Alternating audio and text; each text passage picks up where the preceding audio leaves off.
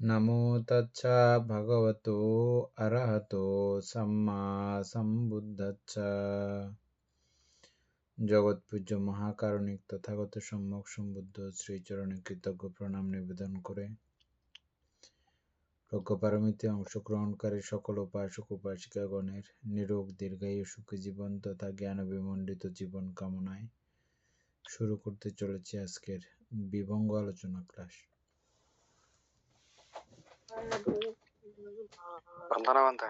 মঙ্গল।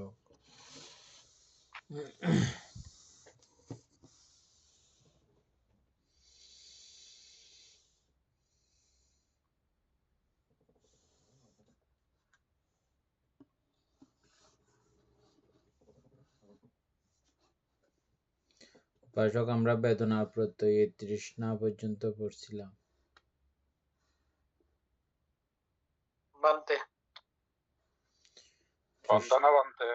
মঙ্গল।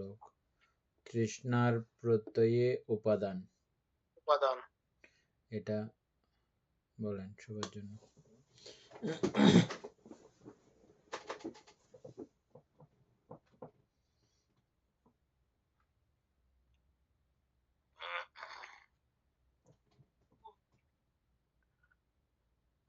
তৃষ্ণা প্রত্যয় উপাদান।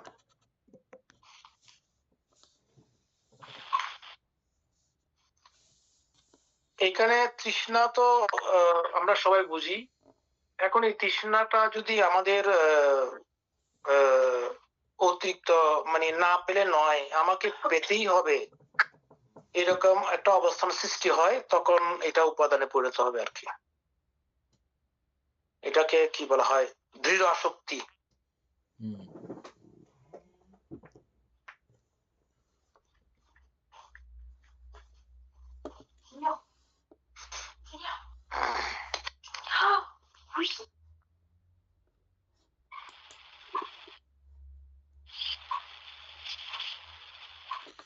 আচ্ছা, মনে করেন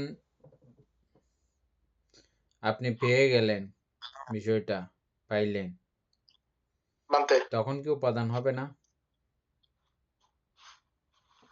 বুঝি নাই। আপনি পেয়ে গেলেন, আপনি তৃষ্ণা করছেন, তৃষ্ণা মাফিক ওই বিষয়টা পেয়ে গেলেন, উপাদান তো অবশ্যই হবে। কিভাবে হবে? উপাদান না হলে তো পাই নাই, এতে উপাদান হবেই।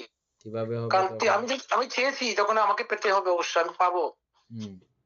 চাওয়ার মধ্যে আমার আসক্তি কতটুকু পরিমাণ হচ্ছে এখানে, যেটা দৃঢ় আসক্তি, ওই আসক্তি যত বেশি দৃঢ় হবে, এটা তত বেশি উপাদানটা হবে আর কি। সুকুমার বাবু, আমি কি বলতে চাইছি বুঝছেন না?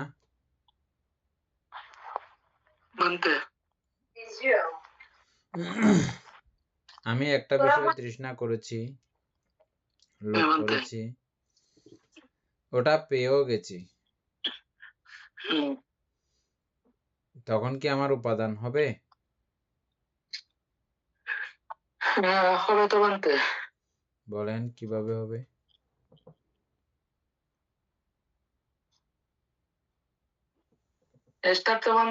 আসক্ত হয়ে এই তো বানিয়ে যে পেয়েছে, অর্থাৎ কামনা বা তোমার চাওয়ার মাধ্যমে হয়তো ভালো লাগা মাধ্যমে হয়তো অর্থাৎ পছন্দ হওয়ার মাধ্যমে হয়তো বানাতে পেয়েছে। হ্যাঁ, তাহলে এটা অবশ্যই মানতে, অর্থাৎ এই যে মানে উপাদানে পরিণত হবে আর কি মানতে। যেহেতু বানাতে যে এখানে যে কামনা বা চাওয়া বানাতে যে ভালো লাগা বলেন, হ্যাঁ, সেগুলো মধ্যে দৃঢ়ভাবে আসক্ত হয়েছে, আসক্ত হওয়ার পরে উনি পেয়েছে, তাইলে তো অবশ্যই উপাদানে বানাতে যে গড়াবে। কারণ ওইটার মধ্যে আমরা যা পাই, ওটার মধ্যে আমাদের কি থাকে? আসক্তি জড়িত থাকে। আবার ওই যে মানে ওই যদি স্পর্শের মাধ্যমে বানতে যে মানে স্বরেন্দ্রিয়ের মাধ্যমে, মানে যেমন ধর রূপের তৃষ্ণা আছে, শব্দের তৃষ্ণা আছে, গন্ধের তৃষ্ণা আছে, এভাবে মানে স্বরেন্দ্রিয়ের মাধ্যমে যে মানে যেভাবে হোক না কেন, তৃষ্ণাটা যেভাবে অর্থাৎ যে আসক্ত হোক না কেন আর কি, এটা মানতে যে ওই উপাদান অর্থাৎ যে পরিণত হবে।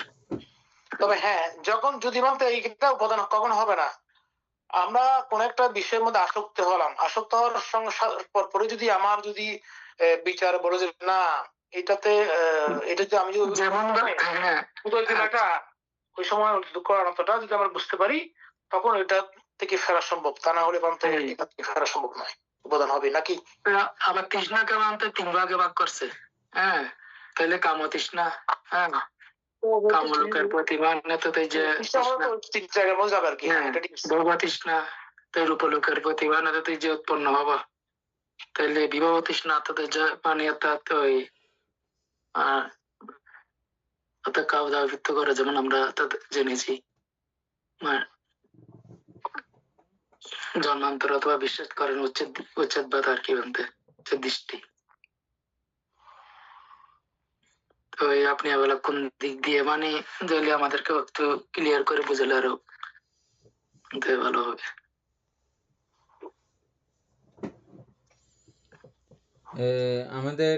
আমরা এই পর্যন্ত যেভাবে পড়ছি ওখানে শুধুমাত্র লেখা আছে তৃষ্ণার ঘনীভূত অবস্থা বা তৃষ্ণা খুব গাঢ় হয়েছে, অথবা আরো কি লেখা ছিল সেখানে তৃষ্ণার মানে খুব স্ট্রং অবস্থা, এরকম ভাবেই আমরা লেখা পেয়েছি এ পর্যন্ত। মনে আছে সবার না? তো আপনি যদি বলতে ওই দিক দিয়ে চিন্তা করেন, তৃষ্ণাটা যদি ওই এভাবে অর্থাৎ কাম তৃষ্ণা, ভব তৃষ্ণা, বিবাহ তৃষ্ণা এদিক দিয়ে চিন্তা না করে অর্থাৎ অনিত্য দুঃখ অনাত্মার মাধ্যমে যদি চিন্তা করি, তাহলে ওই একদম মানে অর্থাৎ ওই যেন লোকোত্তর জ্ঞানের দিক দিয়ে যদি এত চিন্তা করি, হ্যাঁ অসর্বক্ষয় জ্ঞান, আমি এটা মানে তাদের যে মানে তাদের যে অসর্বক্ষয় জ্ঞান উৎপন্ন করতে হবেই আমার এটা দৃঢ় সংকল্প, তাহলে এটা আর উপাদান অর্থাৎ করাবে না বানতে। ওই দিক দিয়ে হলে ওই দিক দিয়ে যদি আপনি একটু ইয়া করেন।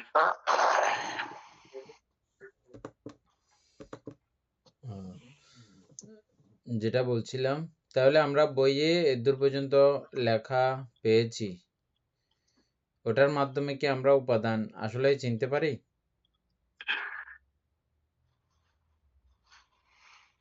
বান্ধে উপাদানের তো বিভিন্ন ধরনের অবস্থান আছে, যেমন আমরা এই যে পর্যায়ে এখন আসছি, এই পর্যায়ে আমরা যেটুকু চিনছি এই চিনা তো শেষ নয়। আমরা আমরা এই পর্যন্ত যেমন শুরু থেকে আমরা শ্রদ্ধা সম্পর্কে যা জেনেছি, সেই শ্রদ্ধাটা আমাদের কাছে আরো কি স্পষ্ট থেকে স্পষ্টতর হচ্ছে, আরো হবে একদম সেটা কি জানি অরত মার্গ লাভ করলেই একমাত্র এটা পরিপূর্ণতা আসবে জীবনতে, তার আগ পর্যন্ত নয়।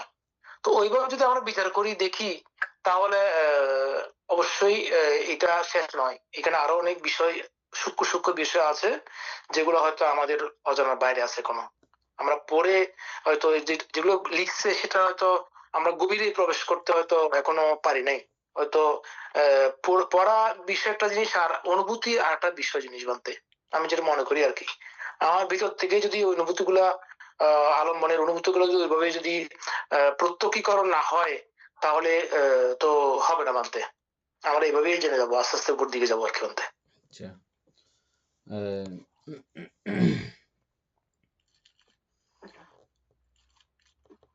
এটা খুব সুন্দর একটা উদাহরণের মাধ্যমে আমরা আলোচনা করব আজকে।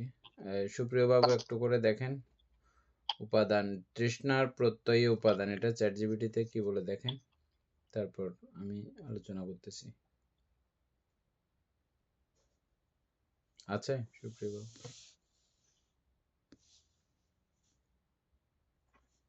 হ্যাঁ বাদে দেখতেছি আমি, এক মিনিট।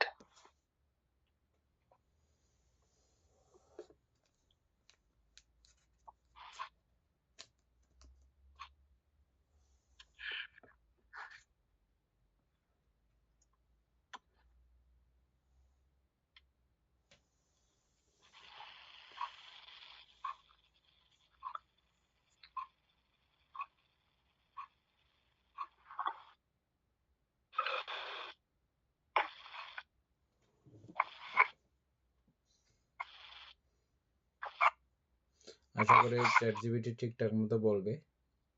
মানে আপনি কি বলছিলেন, বলবেন বলছি, উদাহরণ দিন। এটা আগে আচ্ছা, এটা শোনার জন্য। ChatGPT শুনি।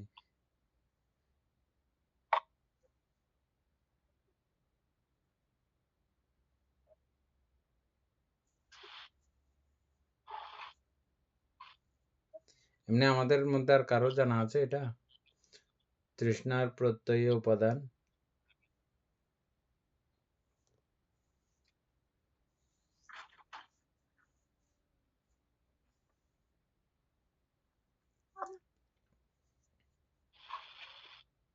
পাইছেন? বলতে এখানে লিখছে এরকম ভাবে,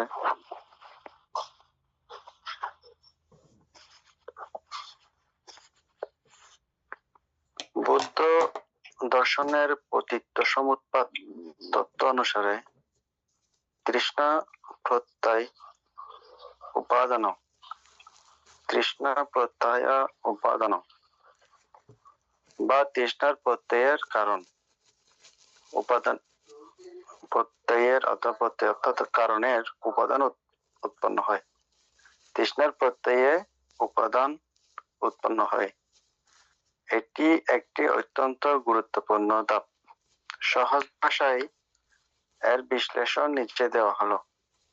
তৃষ্ণা ও উপাদানের সম্পর্ক। তৃষ্ণা যখন অনেক বেশি তীব্র এবং গভীর হয় তখন তাকে বলা হয় উপাদান। তৃষ্ণা এটি হলো কোনো বিষয়ের প্রতি প্রাথমিক আকর্ষণ বা পাওয়ার ইচ্ছা, যেমন পিপাসা বা খাওয়ার ইচ্ছা। উপাদান এটি হলো সেই ইচ্ছার চূড়ান্ত রূপ বা আঁকড়ে ধরা, যখন মানুষ কোনো বিষয়কে নিজের বলে মনে করে এবং তা কোনোভাবেই ছাড়তে চায় না, তখন তাকে উপাদান বলে। উপাদানের 4টি প্রকার। তৃষ্ণা থেকে 4 ধরনের উপাদান বা আসক্তি তৈরি হতে পারে। কাম উপাদান, রূপ, শব্দ, গন্ধ, রস ও স্পর্শ। এই পঞ্চ ইন্দ্রিয় লব্ধ সুখের প্রতি তীব্র আসক্তি। লাগবে না। ChatGPTও বইয়ের বাইরে যাইতে পারে নাই, বইয়ে যেমন আছে তেমন। ঠিক আছে?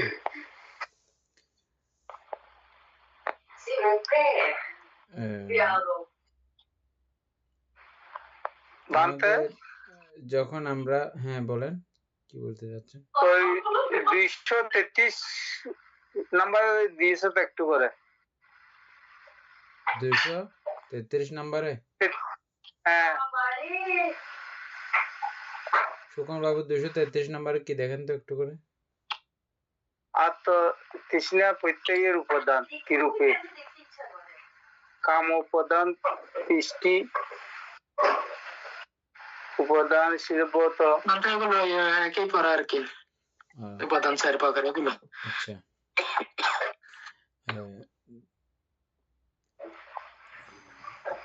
যখন আমরা কোনো বিষয়ে তৃষ্ণা যুক্ত হই তখন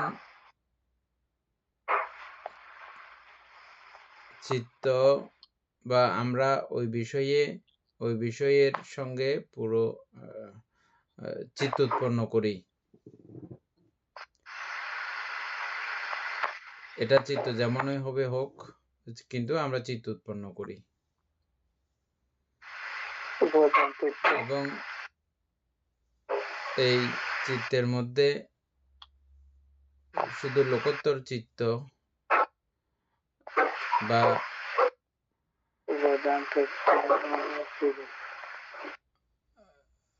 অরহৎ চিত্ত ব্যতীত আর বাকি সব চিত্তগুলোই হচ্ছে কিন্তু চিত্ত তখনই হয় যখনই আমরা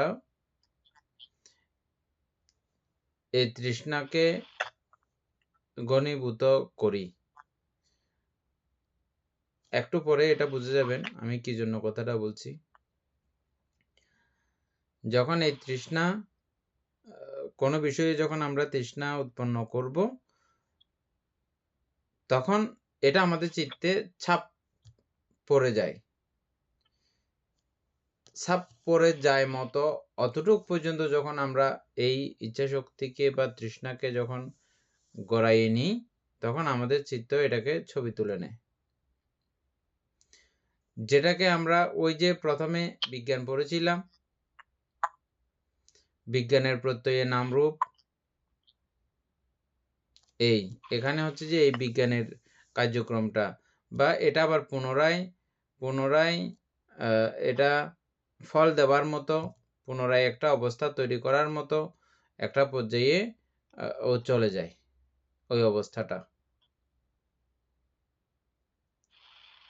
আমরা নর্মালি উপাদান বলতে আরেকটা বিষয় বুঝি, কোন একটা কিছু বানানোর 10-12টা উপাদান থাকে না, এটা এটা এটা এটা লাগে, ওই ওই ওই ওই উপাদানে এটা সৃষ্টি, এরকম আমরা বলি না? হ্যাঁ বলতে এখানেও ভব বা জন্ম হওয়ার যে উপাদান, এটা এই তৃষ্ণার কারণে এই উপাদানটা সৃষ্টি হয়। তাহলে এই উপাদান মানে ওই বিজ্ঞান, কোন বিজ্ঞান? প্রতিসন্ধি বিজ্ঞান ওই 19 প্রকার। প্রতিসন্ধি বিজ্ঞানগুলো, প্রতিসন্ধি আমি তো বললাম। বিজ্ঞানের ওই যেটা চিত্তের মধ্যে ছাপ নেওয়া বা ছাপ ফেলে দেওয়া, ওই বিষয়টা। মানে যেটা আমি কথা প্রশ্ন করছিলাম, হ্যাঁ, হুম, বলেন। না গতকাল যেটা প্রশ্ন করছিলাম যে এই 19 প্রকার বিজ্ঞান মানে ওখানে উপাদানটা কিরকম হবে, আপনি বলছেন সেটা পরে আসবো আমরা। এই তো এটা হ্যাঁ সেজন্য এটা সেটাই। আলোচনা করতেছি আর কি। হ্যাঁ, হ্যাঁ হ্যাঁ তাহলে বলতে ঠিক আছে। হ্যাঁ। দেখেন, যখন আমরা যে কোনো বিষয়ে কিছু যখন মনে করব, এটা কিছু মনে করলেই এটা চিত্তচাপ ফেলে দেবে ওখানে। হুম, আর যে মুহূর্ত থেকে আমরা কিছু না হিসাবে যখন জানতে পারবো, তখন আর তৃষ্ণা করার মতো কোনো উপায় নাই, তৃষ্ণা উৎপন্ন হওয়ার মতো কোনো উপায়, আর তৃষ্ণা উৎপন্ন না হইলে উপাদান হওয়ার কোনো ব্যাপার আর নাই। নাই। যতক্ষণ পর্যন্ত আমার মনে নাম এবং রূপ সম্পর্কে এটা কিছু, এই কিছু ধারণা থাকবে, ততক্ষণ পর্যন্ত এই তৃষ্ণাও উৎপন্ন হবে, এবং তৃষ্ণাকে কেন্দ্র করে, তৃষ্ণাকে লাই দিলে, স্পর্ধা দিলে ও উপাদান পর্যন্ত যাবেই। খুব দ্রুত চলে যায় বলতে। হ্যাঁ, আশা করি বুঝছেন সবাই। এবং সেই উপাদানের কারণে এর পরের লাইনগুলো পড়লে এটা পুরো বিষয়টা ক্লিয়ার হয়ে যাবে। হ্যাঁ, আর ওটাতে অনেকেই দূর পর্যন্ত বুঝতে পারে না, মানে বই পড়া জ্ঞান দিয়ে, যেমন চ্যাটজিপিটির মধ্যে বইয়ের ব্যাপারটাই আসছে, আর বাড়তি কিছু আসা নাই। হ্যাঁ, আমি যেটা বুঝাতে চেয়েছি, এটা আমি ওরকম বলার কোনো ভাষা পাচ্ছি না আসলে। তারপরে এমনি আপনারা আশা করি বুঝছেন। একটা প্রশ্ন ছিল, হ্যাঁ, বলেন। এটা চিত্তের ছাপ, যেটা ছবি সৃষ্টি হয় তৃষ্ণার কারণে। মানুষের মৃত্যুর পূর্বে অনেক সময় অনেকে অনেক কষ্ট পায়, মানে শারীরিক যন্ত্রণা। ওই সময় মানুষের ইচ্ছা মরে যায়, মানে আর কোনো ইচ্ছা থাকে না শারীরিক যন্ত্রণার কারণে। তখন আর চিত্তের মধ্যে কিছু পাওয়ার আকাঙ্ক্ষা ওইটাও থাকে না এক পর্যায়ে, মানে কষ্টের কারণে। তো ওই মুহূর্তে মৃত্যুটা, ওই মুহূর্তে তার তৃষ্ণা থাকলো না, এটাই কি অবস্থা হবে তখন মত অবস্থায়? এটা আমাদের প্রথম হচ্ছে যে একদম সর্বপ্রথম হচ্ছে যে গুরুকর্ম। গুরুকর্ম যদিও বা আমরা 10 প্রকার বলি, গুরুকর্ম মূলত 5 প্রকার। গুরুকর্ম যদি থাকে কারো, তখন গুরুকর্ম অটোমেটিকভাবে আগে ফল দেবে। এটা মনে থাকুক না থাকুক ওটা কোনো ব্যাপার নাই, মনে থাকতে লাগবে না, এটা ধর্মতা। কিছু কিছু ধর্মতা মানে অটোমেটিক, এগুলো ধর্মতা। বুদ্ধিসত্ত্বগণ বুদ্ধ হওয়ার জন্য যখন জন্মগ্রহণ করেন তখন ওনার কিছু ধর্মতা অনুসারে কিছু কার্যক্রম ঘটে যায়, এগুলোকে বলা হয় ধর্মতা। যেমন হচ্ছে যে আমরা জন্মগ্রহণ করলেই মৃত্যুবরণ করতে হবে, এটা ধর্মতা। এরকম কিছু কিছু বিষয়ের বাধ্যগত হয়। ঠিক এটাও বাধ্যগত যে কেউ যদি পঞ্চ আনন্তরিক কর্ম করে তারা প্রথমত অভিচীন নরকে যাবে। তারপরে হচ্ছে যে উদভাগীয় আনন্তরিক কর্ম বা গুরুকর্ম, প্রথম ধ্যান হইতে পঞ্চম ধ্যান পর্যন্ত উদ্ধভাগীয় গুরুকর্ম। আর নিচের পাঁচটাকেই মূলত গুরুকর্ম বলা হয় শাস্ত্রে, কিছু কিছু শাস্ত্রে, এই জন্যই যে উদ্ধভাগীয় গুরুকর্ম সম্পাদন করার পরেও আবার কেউ এই পঞ্চ আনন্তরিক কর্ম করে ফেলতে পারে। মিল করেন আপনারটা ই করতেছে মনে হয়, সাউন্ড বেশ করতেছে কন্টেন্টের সাথে। এখন ঠিক আছে মনে হয়। তারপরে একটা গেল, তার উদ্ধভাগীয় গুরুকর্ম সম্পাদন করার পরেও আমাদের যেহেতু মোহ নিঃশেষ হয় না। হ্যাঁ, এটা এখানে আপনাদের অনেক রকমের প্রশ্ন হতে পারে, প্রশ্ন আসতে পারে মনের মধ্যে। দেখেন, এগুলো মহা শক্তিধর বা মহা চিত্ত সাধনার একটা চরম পর্যায়ে গিয়ে এই পঞ্চম ধ্যান লাভ করা, এটা কোনো সহজ বা চারটিখানি কথা না। কিন্তু ব্যতিক্রম চক্করে পড়লে, অসৎ মূর্খ মানুষের চক্করে পড়লে বা লোভ সংবরণ করার যখন দরকার, যেভাবে দরকার সেভাবে লোভ সংবরণ করতে না পারলে বা বুদ্ধ আদি সৎপুরুষদের দেখা না পাইলে, জ্ঞানী পণ্ডিতগণের সংস্রব না পাইলে যে কোনো মতে যে কোনো সময় আবার তিনি এই পঞ্চ আনন্তরিক কর্ম অধভাগীয় আনন্তরিক কর্ম করে ফেলতে পারে ওই ব্যক্তিও। সেজন্য এগুলোই হচ্ছে যে সবচেয়ে প্রধান গুরুকর্ম, এই পাঁচটাই। আচ্ছা, এগুলো ফল দেওয়ার ব্যাপার প্রথম থাকবে। দ্বিতীয়ত ফল দেবে যে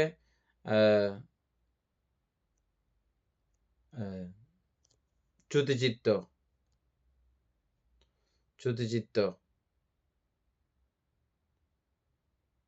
তারপরে তৃতীয়ত ফল দেবে যে মৃত্যু আসন্ন কর্ম।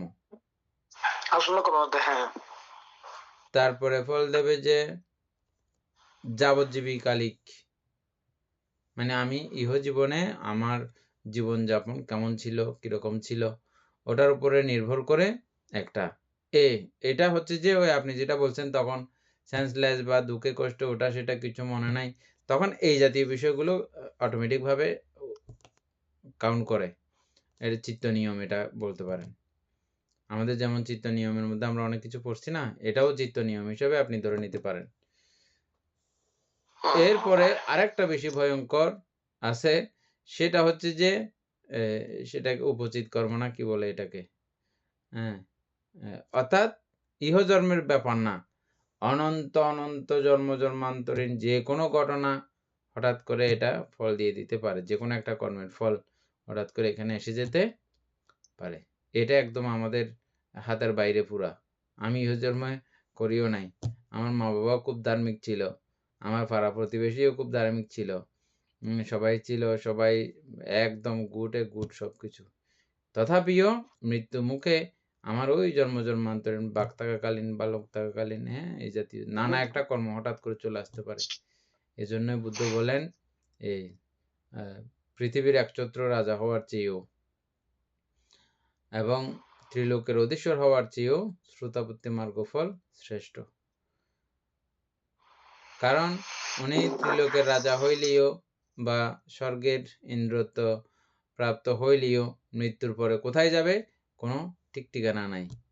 সেহেতু শ্রোতাপত্তি মার্গফল লাভ করলে উনি অন্তত গ্যারান্টি দিতে পারবেন, গ্যারান্টি আছে ওনার কি উনি আচার্য পেয়ে যাবেন না। এই জন্য এই শ্রোতাপত্তি মার্গকে শ্রেষ্ঠ বলা হয় এবং সাধারণ জনকে বুদ্ধ এটা বুঝাতে চান যে এটা কেন এত জরুরি, শ্রোতাপত্তি মার্গফল লাভ করা কেন এত জরুরি, কেন এত দরকারি। এই বিষয়টা মানে উপচিত কর্ম আমাকে যে কোনো রকম ফল দিয়ে দিতে পারে, এটা সম্পূর্ণ আমার হাতের বাইরে।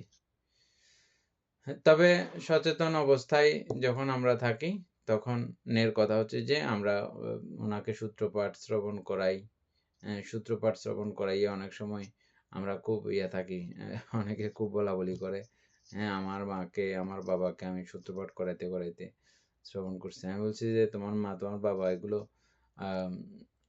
জানতো কি ওই সূত্রগুলো? বলছে না জানতো না, এমনি শ্রবণ করে। হ্যাঁ শ্রবণ করেই অনেক সময় শ্রবণজনিত পুণ্য অনেক সুগতি হয়, কারণ ওটার সঙ্গে আমাদের একটা এটা বুদ্ধ সূত্র, বুদ্ধের ধর্মকথা, এভাবে একটা ধারণা থাকলে ওইরকম উৎপন্ন হতে পারে।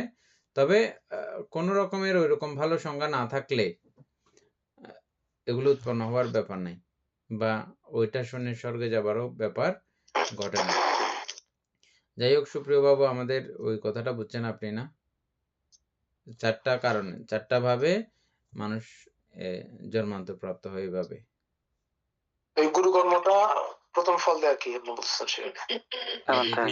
দ্বিতীয় চ্যুতিচিত্ত, তৃতীয় আচরিত কর্ম, না আসন্ন কর্ম, তারপরে হচ্ছে যে সারা জীবনের যাবজ্জীবী কর্ম, তারপরে হচ্ছে যে উপচিত কর্ম। পাঁচটা মধ্যে ঠিক আছে, পাঁচটা না? হ্যাঁ পড়ছিলাম, হ্যাঁ পাঁচটা মধ্যে। যাই হোক, তো এভাবে এগুলো ফল প্রদান করে। তবে এগুলো আমরা বৌদ্ধ পরম্পরা বা জন্ম থেকেই ব্যতিক্রম কথা শুনি নাই বলে আমাদের এগুলো মনে প্রাণে আমরা বিশ্বাস করি। তবে এগুলো বিশ্বাস করার জন্যে বা সরাসরি প্রত্যক্ষ করার জন্য মিনিমাম ওনাকে প্রথম ধ্যান হইতে পঞ্চম ধ্যান লাভ করাটা অনিবার্য। ওই পর্যন্ত না গেলে এগুলো আমরা জাস্ট এমনি বলার জন্য বলি, বা পরম্পরা আসতেছি বলে আমরা এটা অত্যন্ত গাঢ়ভাবে এটা মানি। কিন্তু এটা প্রত্যক্ষ করতে চাইলে আপনাকে মিনিমাম প্রথম ধ্যান থেকে পঞ্চম ধ্যান পর্যন্ত যেই ধ্যানীরা অতীত জন্ম দেখতে পায় ওই পর্যন্ত আপনি না গেলে এটা ওইভাবে প্রত্যক্ষকরণ সম্ভব না। অর্থাৎ মার্গফল লাভ করার আগেও ওই অবস্থাগুলো বুঝতে পারা যায় কখন, যখন তিনি নিজে প্রত্যক্ষ করবেন। এছাড়া অন্য কোনো ওয়ে আর নাই।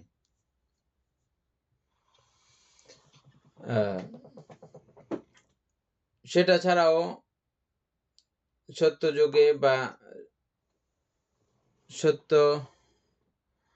সত্যের একটা সময় থাকে যখন অধিকাংশ মানুষ ধর্মপ্রাণ ধর্মপ্রিয়তা থাকে, তখন এরকম প্রমাণ পাওয়ার মতো অনেক ঘটনা ঘটে, তখন মানুষে এগুলো হয়।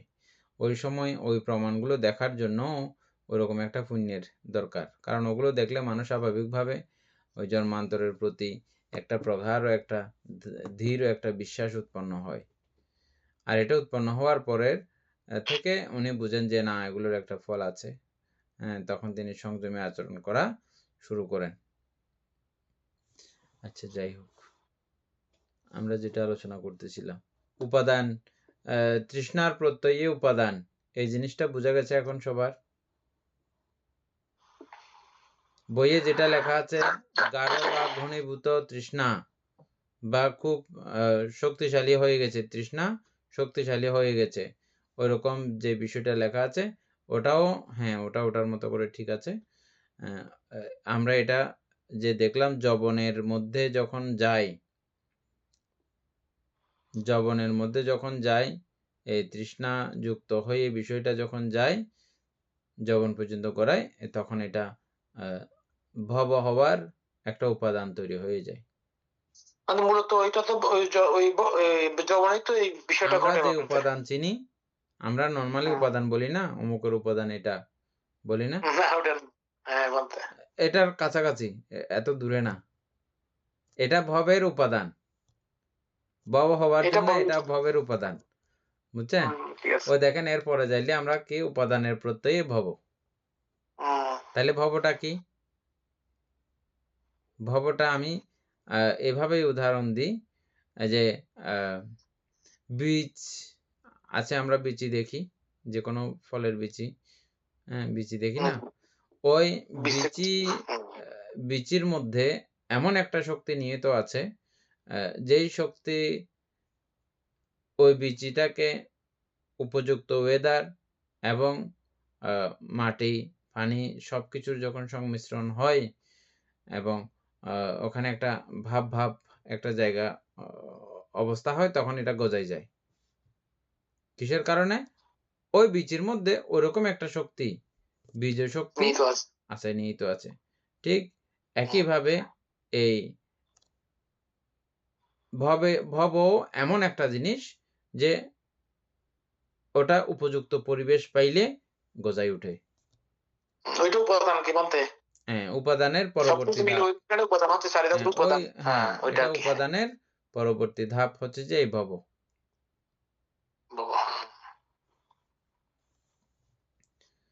যাই হোক, আমাদের উপাদান সম্পর্কে একটু আলোচনা হলো।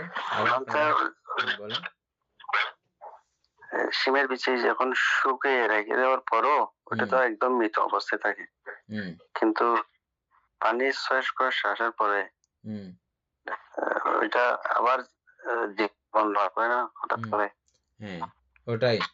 ওখানে যতক্ষণ পর্যন্ত এই ভব শক্তি বিদ্যমান থাকবে আমাদের তৃষ্ণাতে, চিত্ততে,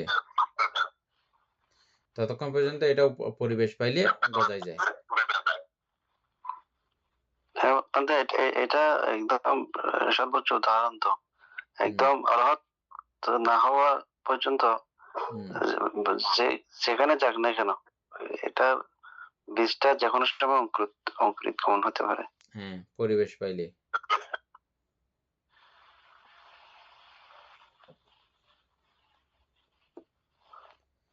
তারপরে ভবের প্রত্যয়ে জন্ম। এই ভব থাকলে আমাদের জন্ম হবে। আর জন্মের প্রত্যয়ে জরা, মরণ, শোক, পরিদেবন, বিলাপ, দুঃখ দমনস্য, উপয়াস, হতাশা উৎপন্ন হয়। এভাবে সমস্ত দুঃখ রাশির উৎপন্ন হয়। তাহলে দুঃখ কিভাবে উৎপন্ন হয় এটা পুরো সুন্দর সিস্টেম করে দেখানো হয়েছে। এগুলো বুদ্ধ কখন জেনেছিলেন, কোন দিন জেনেছিলেন?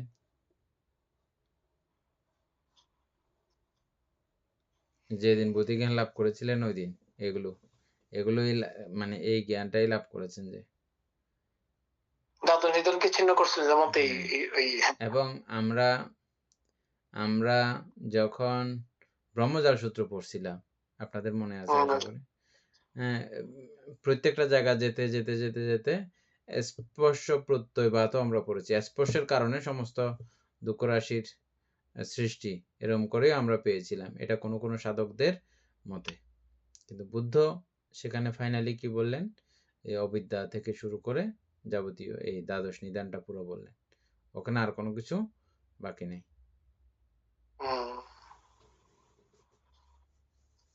এইটাই বুদ্ধের অবস্থান বা অবস্থিতি। এই জ্ঞান লাভ করেই বুদ্ধ বলেছেন অনেকা জাতি সংসারা সন্দাবিসা অনিবিসা গহকারকা গবেশন্তু দুঃখ জাতি পুনঃ পুনঃ। তারপরে পুনঃগেহ নাকাহাসি সাব্বাতে ফাসুকা ভাগ্যা গহকুটং বিসংকিতা। তাহলে এই গৃহ রচনা করার সমস্ত উপকরণ এগুলো, বুঝছেন? এগুলোর বাইরে আর কোনো উপকরণ নাই। এগুলো গৃহ তৈরি করা, নির্মাণ করার সমস্ত সামগ্রী। এগুলোকে বুদ্ধ তছনছ করে ফেলেছেন, ভেঙে চুরে চুরমার করে ফেলেছেন, একেবারে কোনো অবশিষ্ট অংশ পর্যন্ত আর রাখেন নাই। এমন কোনোভাবেও রাখেন নাই যে যেগুলো আবার জোড়া লেগে যেতে পারে। জোড়া লাগার মতো কোনো পর্যায়ে পরিস্থিতি আর রাখেন নাই। সেজন্যই এই প্রীতিগাথা উচ্চারণ করেছিলেন। এটা প্রথম প্রীতিগাথা বুদ্ধের, একদম প্রথম বুদ্ধ হওয়ার পরে প্রথম গাথা। এই বিষয়টা জেনে যাওয়ার পরে ওনার প্রথম গাথা। 7 স্টেপ হাঁটার পরে। আচ্ছা, না ওইটা না, এটা বসা অবস্থায়, এটা বসা অবস্থায়। বুদ্ধি জ্ঞান লাভ করার পরে এগুলো বলে নাই। এই যে আবিজ্জা পাচ্চায় সাংকারা, এগুলো তো এমনি মনে উৎপন্ন হয়েছে। হ্যাঁ, এটা ওনার তো জ্ঞান। হ্যাঁ, হ্যাঁ, মুখ থেকে বের হয়েছে যে আনেকা জাতি সংসারা। অনেক জাতি সংকারা। হ্যাঁ, আচ্ছা, তাহলে এর উল্টাটা আমরা একটু আলোচনা করে আজকে ক্লাস শেষ করে দেব। উল্টাটা আমরা একটু একটু বলছিও। অবিদ্যার জায়গায় যখন বিদ্যা হয় তখন সংস্কার নিরোধ হয়। অবিদ্যার নিরোধে সংস্কার নিরোধ, এটা বলেন সবার জন্য। এছাড়াও আরো কারো জানা থাকলে, যেহেতু আমরা আগে পূর্বে একটু একটু আলোচনা করেছি, আপনাদের সবার জানা থাকারই কথা। কেউ জানা থাকলে বলে অবিদ্যার নিরোধে সংস্কার নিরোধ।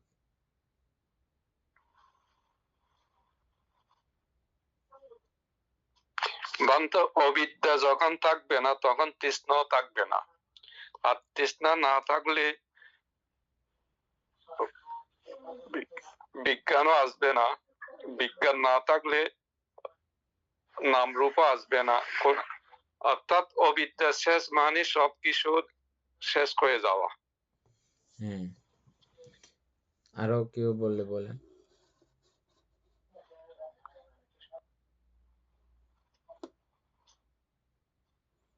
ঠিক আছে, সুকুমার বাবু বলেন।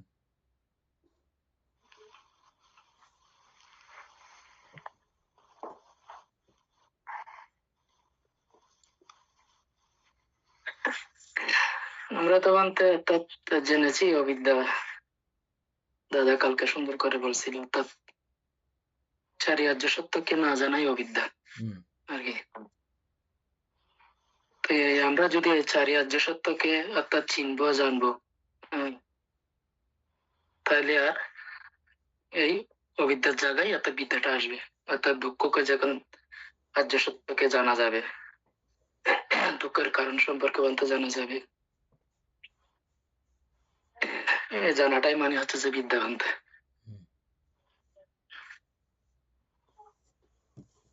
ঠিক আছে উপাসক, আরেকবার বলেন।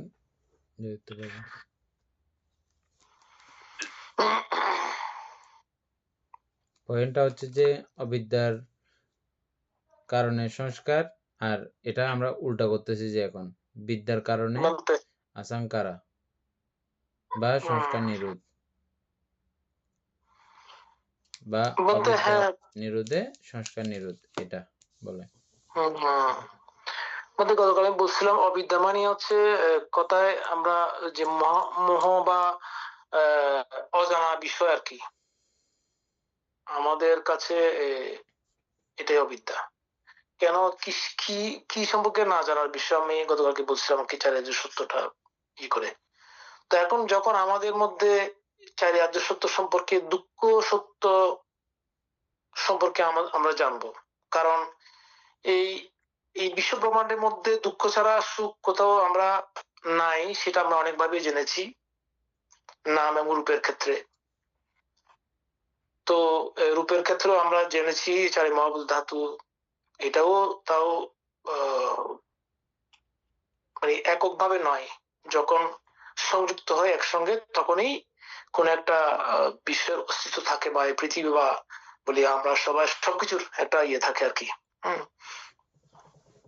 তো সেদিক দিয়ে এগুলো যখন জানবো, তখন এখানে আমাদের যখন বিদ্যা উৎপন্ন হয়, তখন যে প্রত্যেকটা পাঠ পাঠ করে দেখি আমরা, এখানে আমরা দেখি অনিত্য দুঃখ অনাত্মা, বা এখানে শূন্যই থেকে যায়, আমরা রূপের ক্ষেত্রে বলি আর নামের ক্ষেত্রে বলি। তো এইগুলো আমরা আসলে অনেকভাবে আমরা জেনেছি। তো ওইটা যারা মানে কি আমাদের মধ্যে বিদ্যুৎ উৎপন্ন হলো, আমাদের মধ্যে আমিত্ব ভাবটা চিরতরে চলে যাবে যখন আমাদের মধ্যে এই বিদ্যার উৎপন্ন হয়। আর এই বিদ্যা যখন উৎপন্ন হয় তখন এখানে সংস্কার হওয়ার আর কোনো কারণ থাকে না। হুম। তো এখন এইখানে আমরা আসলে বই পড়ে জেনেছি আর কি, আর নিজেরা চেষ্টা করতেছি আসলে প্রতিটা মুহূর্তকে বিশেষ করে আমি আমার ক্ষেত্রে বলতেছি, প্রতিটা মুহূর্তে আমি চেষ্টা করি আর কি বিষয়গুলোকে বোঝার জন্য। অনেক সময় বাধা সৃষ্টি হয়, হ্যাঁ আসলে তো আমি ভুল করতেছি বা এরকম কিছুই। তো এই দৃষ্টিভঙ্গি থেকে দেখি বুঝতে পারি যে না, এইখানে মূল বিষয়টা থেকে আমরা আসলে আমি নিজেও ছিটকে যাচ্ছি, বা এটাকে কিভাবে রিকভারি করা যায় সেটাও প্রচেষ্টা আমি করার চেষ্টা করি। তো এটা করে দেখতেছি হ্যাঁ সত্য, এখানে যখন আমার মধ্যে আমার আমিত্ব বা আমার আসক্তি ভাবটা প্রগাঢ় হয়, আমি নামক কোনো একটা আমার অবস্থান থাকে, তখন ওই বিষয়টা আসলে আমাদের অভিজ্ঞতা এখানে ঘনীভূত হয়। আর যখন এইটা থাকে না, তখন এইটা বুদ্ধোৎপন্ন হয়। বিদ্যুৎপন্ন হলেই বানতে এখানে মানে সংস্কার হওয়ার কোনো কারণ থাকে না।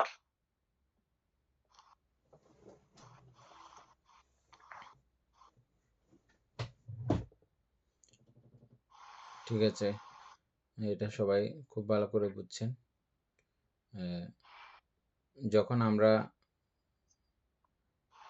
বিশ্ব চরাচরে বা পুরো জগতের মধ্যে দুঃখ যখন আমরা প্রত্যক্ষ করতে পারবো এবং এই দুঃখের কারণকে যখন প্রত্যক্ষ করতে পারবো,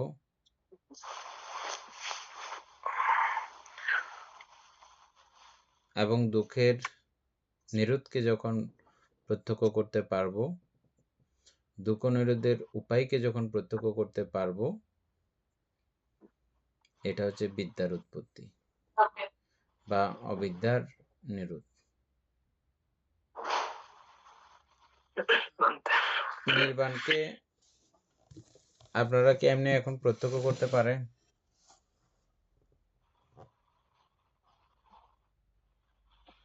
না পারার কিছু নাই, বুঝছেন? পারা যায় তো মানতে, কিভাবে? কারণ ওটা করলে এই এই এই এই সমস্যা হবে, তাইলে আমি করব না, তাইলে ওই ওই সমস্যাগুলো হবার কোনো আর ব্যাপারও নাই। নিউট্রাল রেখে দিলাম, কোনো দিকেই কিছু করলাম না, কোনো দিকেই কোনো কিছু সংযুক্ত করলাম না। সংসারে থাকা অবস্থায় এটা তো অনেক অনেক অনেক ডিফিকাল্ট। সংসার থাকা অবস্থায় এটা হয়তো আমরা এখন অনেক কিছু বুঝতেছি, বুঝার পরেও এটা ওখান থেকে বের করা যাচ্ছে না।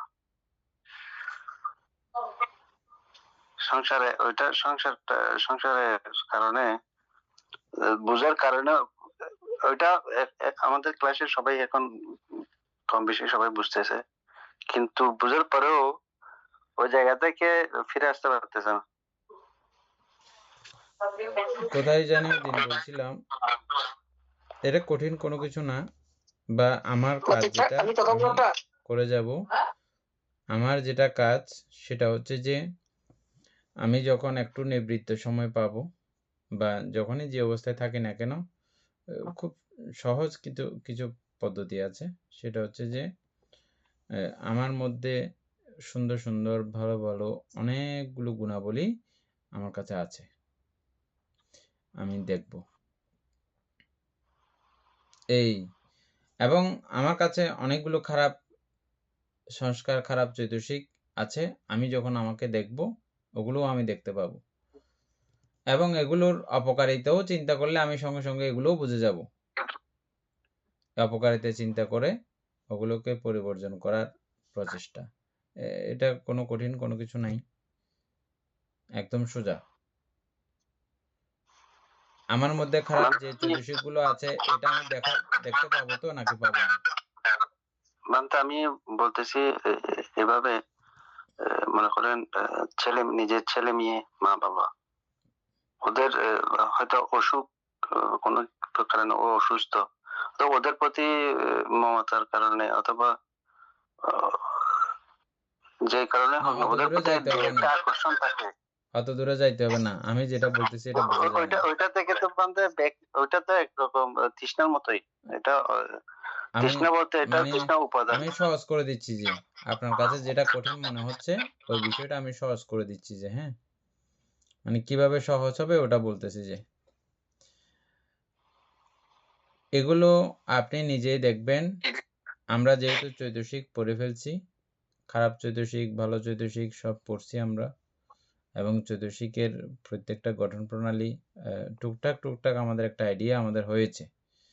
হওয়ার পরে আমরা এখনই নিজেকে একটু দেখতে চাইলে ও এইটা এটা এটা এটা আমার কাছে আছে, এটা থাকলে আমার কি কি সমস্যা হবে, ওটা ওটা ওটা ওটা সমস্যা হবে, আমি দুঃখ পাবো, কষ্ট পাবো, পাবো তো পাবো, তাহলে এটা আমার কি করা উচিত, ও এটা আমাকে বর্জন করা উচিত। তো বর্জন করার জন্য আমাকে কলা কৌশলগুলোও কিন্তু আমরা এই বইয়ের মাধ্যমে আমরা জেনে গেছি, এইভাবে এইগুলো বর্জন করা যায়। হ্যাঁ, এটা বর্জন করা এত জোরাজুরি প্রেশার করার কোনো কিছু নাই, এটা জাস্ট আমি মনকে প্রত্যেকদিন এই জিনিসটা দেখাবো যে দেখো তোমার কাছে এগুলো এগুলো এগুলো এগুলো আছে, এবং এগুলো আছে যে তুমি এগুলোর কারণে এটা এটা এটা এটা কষ্ট পাবে, এটা আমি প্রত্যেকদিন ওকে বলতে থাকবো। ও তখন বলবে যে না, এগুলো যখন কষ্ট হবে তুমি এগুলো করবে কেন, এগুলো একটা ছাড়ার প্রক্রিয়া, ও নিজে নিজে শুরু করবে।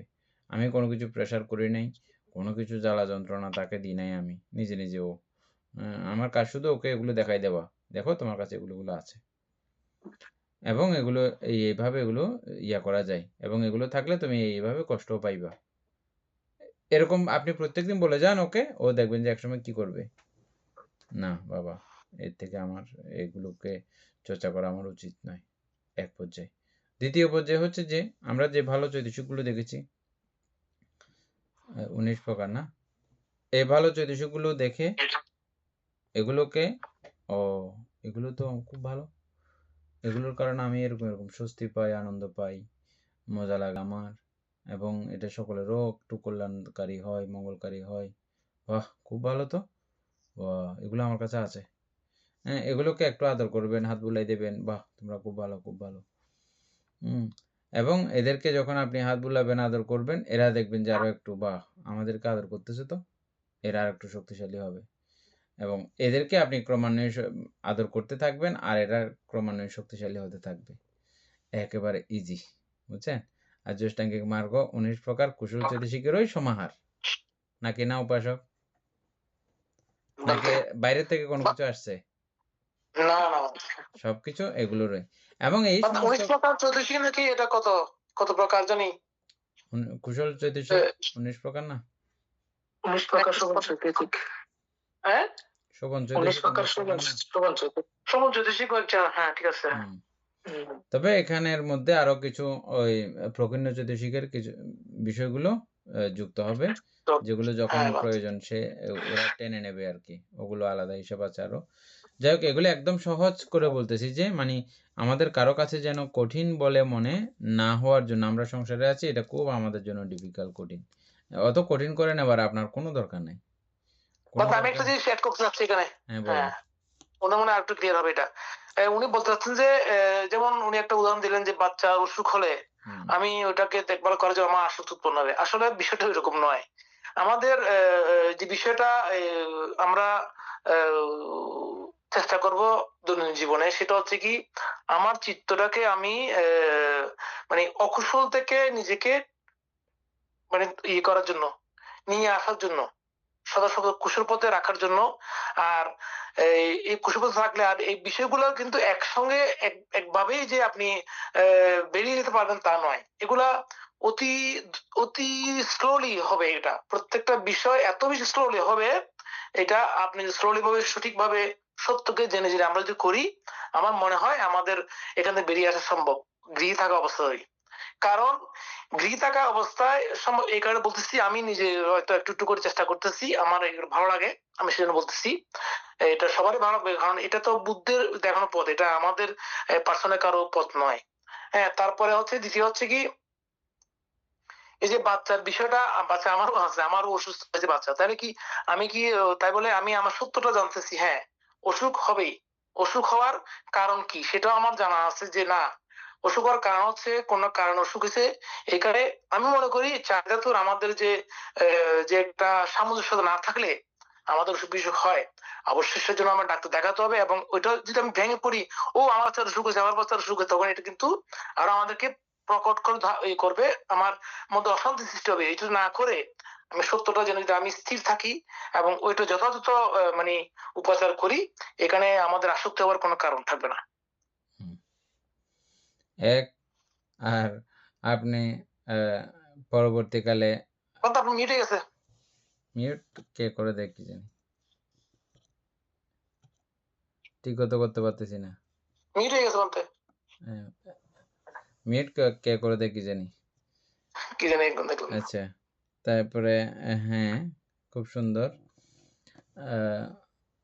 বাচ্চা আছে আমার, আমি এখন ওই জ্ঞানে উপনীত হয়ে গেছি, বাচ্চাটা জ্যাকুলে পড়ে থাক, এটাও না। না, এটা হবে না তো। এটা আমাদের বিভাজ্যবাদের মধ্যে পড়ে না, ওটা আমার ধর্ম দায়িত্ব। আমি যখন বাবা হয়েছি, অনাসক্তভাবে নিরাসক্তভাবে আমার ওর সমস্ত দায়ী দায়িত্বগুলো প্রতিপালন করতে হবে। হ্যাঁ, এটাও আবার পরিবার সকলের দায়িত্ব, অবশ্যই পরিবার সকলের দায়িত্ব পালন করতে হবে। অবশ্যই আমার মিটে গেছে বলতে, আপনার মিটে যাচ্ছে।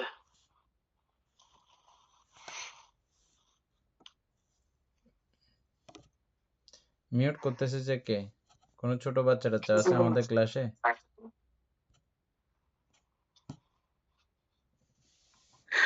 সেটাই তো বুঝতেছি না। আচ্ছা, যাই হোক, ওটা অনাসক্ত চিত্তে আমাদের সন্তান সন্ততি থাকলে বা পরিবার পরিজন থাকলে ওনাদেরকে রক্ষণাবেক্ষণের দায়িত্ব পালন করতে হবে। হ্যাঁ, এটা অবশ্যই করতে হবে। ধর্মত মানে যতটুকু না হলেই নয়, ততটুকু করতে হবে।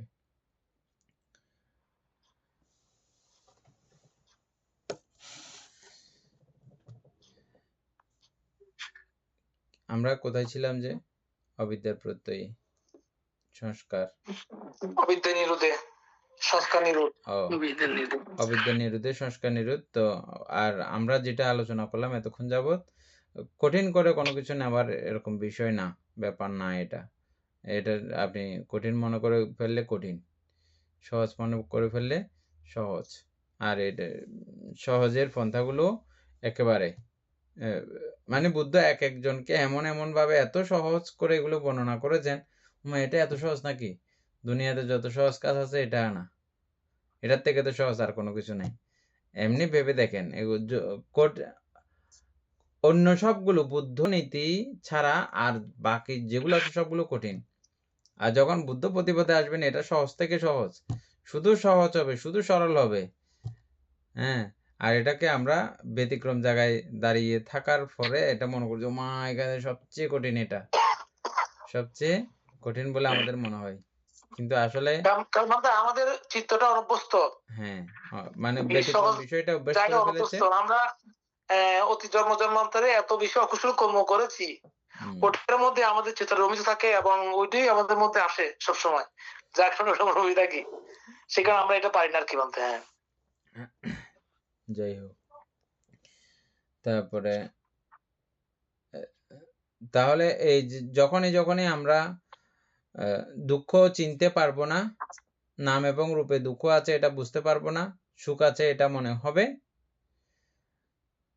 অনিত্য বা ভেঙে যায় এটা আমরা ভুলে যাব, মনে থাকবে না। যখন মনে হয় যে এটা নিত্য, বা হ্যাঁ সবসময় থাকবে না এটা জানি, মানুষ একটা সারা জীবন বেঁচে থাকবে না এটা জানি, জিনিস একটা বানাইছে এটাও সারা জীবন থাকবে না এটাও জানি। তার মানে ওই পর্যন্ত ওই সময়ের জন্য একটা আমার কাছে নিত্য ধারণা তৈরি হচ্ছে। ওই নিত্য ধারণাও আমাকে কি করে দেবে? উল্টা পথে হাঁটাই দেবে, বুঝছেন? আমি যেটা হাঁটতে চাচ্ছি বিদ্যার পথে, ও বিদ্যার পথ সেটাও না। বিদ্যার পথ কি? প্রতি ক্ষণে ক্ষণে সেখানে অনিত্যতা রয়েছে, প্রতি ক্ষণে ক্ষণে ভাঙতেছে, যে ওই প্রতিক্ষণের ভাঙাটা দেখলে এটা বিদ্যা। বিল্ডিংটা 100 বছর থাকবে, এটা 100 বছরের জন্য আপনি নিত্য সংজ্ঞা নিয়ে নিলেন, 100 বছর থাকতেছে না, এটা এখন থেকে ভাঙা শুরু হয়েছে, ভাঙতেছে। হয়তো আমি এটা চোখে দেখতেছি না, একটু জ্ঞানতা করলে এটা কিন্তু আমরা দেখতে পাই, বুঝতে পারি। এটা আমরা বহু উদাহরণ আগে দিয়েছিলাম। তাহলে দুঃখকে দেখলাম, অনিত্যকে দেখলাম এবং অনাত্মাকে, সবকিছু এগুলো প্রত্যয় সন্নিবেশনে সংযোজিত হয়েছে, সাংখ্যাতা হয়েছে, পুঞ্জীভূত হয়েছে। আর এই পরিবেশের অভাব যখন ঘটে, তখন এই বিল্ডিং টিল্ডিং এগুলো যখন ঠিকঠাক মতো তার ওই পরিবেশটা পায় না, আমরা বলি যে নুনাই ধরছে, কি ধরছে, অটোমেটিক ভাবে ঝরে ঝরে যায়, দেখছেন না? উপযুক্ত পরিবেশ না থাকলে আবার ঝরে যায়, আবার এগুলো খণ্ড বিখণ্ড হয়ে যায়। এভাবে সবকিছু, নামে বলেন আর রূপে বলেন, উপযুক্ত পরিবেশ না থাকলে তখন এগুলো সবগুলো আবার ছিন্ন বিচ্ছিন্ন হয়ে যায়। আর উপযুক্ত পরিবেশ দিয়েও আপনি যদি সারা জীবন এটাকে টিকে রাখতে চান, তাও টিকে রাখাও যাবে না। সুতরাং এভাবে চিন্তা করলে এবং একেবারে সূক্ষ্ম থেকে সূক্ষ্ম অতি অবস্থা যখন চিন্তা করে, তখন এই অনাত্মা উপলব্ধি হয়। অনিত্য, দুঃখ, অনাত্মা ভাবে যখন নাম এবং রূপকে দেখা হয়, তখন সে ওই বিষয়ের, এটা দুঃখ হইলে আমরা কোনো কিছুই নিব না। মানে আপনি আগুন একটা হাতে জানেন যে আপনার নিলে মাত্র হাত পোড়া যাবে, আপনি নেবেন নাকি হাতে? এটা কোনোদিন নেবেন না, নাকি নেবেন? হাত নিলে হাত পুড়ে যাবে না, দুঃখ পাবেন না আপনি? আমরা আরাম পাইবো মনে করলে হয়তো নিতাম যে আগুনটা, কিন্তু দুঃখ পাবো মনে করলে আমরা কেউ নিব না। এভাবে প্রত্যেকটা সংস্কারকে যখন আমরা ওইভাবে চিনে যাব, এটা দুঃখদায়িনী যখন চিনে যাব, তখন কোনো সংস্কারকে আমি ধরবো না আগুনের মতো, কোনো সংস্কারের আশেপাশেও আমি যাব না।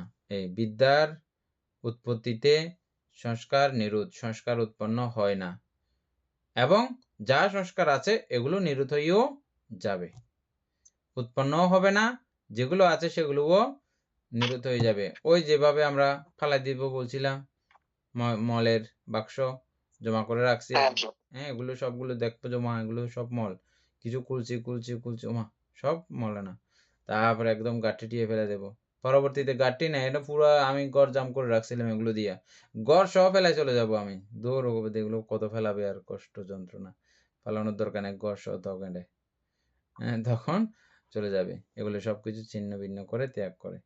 যাই হোক, এই অবিদ্যা যখন লুপ্ত হয়ে যায়, তখন আর সংস্কার উৎপন্ন হয় না, বিদ্যা উৎপত্তিতে সংস্কার নিরোধ। সধর্ম প্রাণ প্রিয় উপাসক উপাসিকা বৃন্দ, এগুলো প্রতিদিন ধ্যান করার বিষয়, এবং ধ্যানের মধ্যে এই বিষয়টা একবার সোজা একবার, আবার উল্টো করে একবার, এটা দেখা, এটাও একটা ধ্যানের নৈতিকতা। ধ্যানে বসলে মানে এটা করতে হয়, এটা চিন্তা করতে হয়, অটোমেটিক ভাবে চিত্তের মধ্যে একটা প্রশান্তি প্রসাদ অবস্থা পরিলক্ষ্য করবেন। সারাদিনের যন্ত্রণা যেন এটা একবার চিন্তা করলে ধুলে মিশে যাবে সবকিছু, অপমান, গ্লানি, লাঞ্ছনা, কত রকমের কত কিছু এই মুহূর্তের মধ্যে সব যেন উধাও হয়ে যাবে, একবার বুঝে বুঝে শুধু প্রত্যবেক্ষণ করতে পারলে, সোজা থেকে একদম জরা ব্যাধি মৃত্যু পর্যন্ত, আবার মৃত্যু থেকে উল্টা করে আবার পুরো দেখবেন। অসাধারণ এক বুদ্ধের দর্শন। হ্যাঁ, এগুলো যতই আমরা ভাববো এইভাবে, ততই আমাদের প্রীতিরসে আমরা আপ্লুত হব। এটা মহাপুণ্য, এগুলো প্রত্যক্ষ পুণ্য, দৃষ্ট পুণ্য। এই পুণ্যের সঙ্গে আমরা জড়িত রয়েছি দীর্ঘ সময় যাবৎ, দীর্ঘকাল আমরা সংযুক্ত রয়েছি। এতে আমাদের পুণ্য আরো প্রগাঢ় হচ্ছে প্রতিদিনই। এই পুণ্য রাশি আমরা অনন্ত চক্রবাসী সত্যগণকে দান করছি, গুরু ভান্তেদিগকে দান করছি, মাতা পিতাগণকে দান করছি, এবং এই পুণ্যের কাছে আমরা প্রত্যেকে প্রার্থনা করব নির্বাণ লাভ অবধি অসৎ ব্যক্তি, মূর্খ ব্যক্তি পাপ মিত্রের সংসর্গ লাভ না করে সদা সর্বদা জ্ঞানদর্শী কল্যাণ মিত্রের সান্নিধ্য সংসর্গ লাভ করতে সক্ষম হয়। এইরূপ সাধু কামনা পোষণ করে আজকের মতো ক্লাস এখানে সমাপ্ত করছি। সাধু সাধু